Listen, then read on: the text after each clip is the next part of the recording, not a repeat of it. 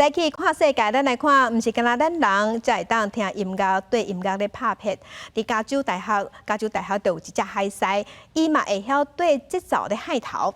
学校研究动物的专家就发现讲，只要动物的脑容量有够，而且这动物活了有够久，就有机会会当透过学习来培养节奏感。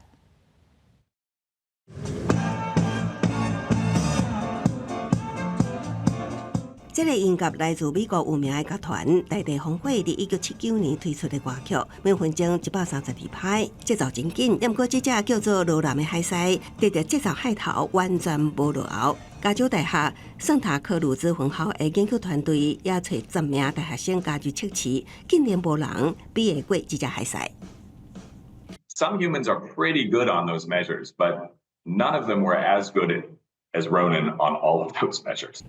罗兰大约23岁，来到这个海洋动物实验室。一开始研究人员怀疑伊安尼节奏感无定着只是卡学，不过随着年龄的增长，加搁较侪学习，罗兰无论是慢的也是紧的节奏，伊的功夫是愈来愈进步。讲到动物对着音乐的节奏，都袂当无提起这只目前住伫南卡罗来纳州叫做雪球的风头莺歌。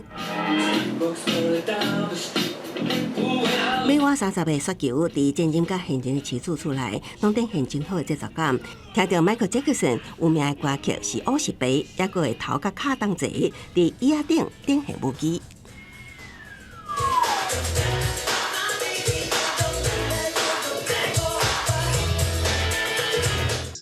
Maybe this much more broadly distributed capability in a lot of at least big brain flexible animals, birds and mammals, to see patterns, to hear patterns, and to be able to act in relation to those patterns. So a lot of the work we're going to do next with Ronan actually isn't even in music. It deals with patterns in time that change in different ways.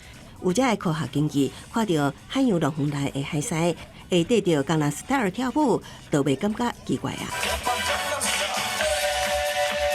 公司新闻，徐家人编译。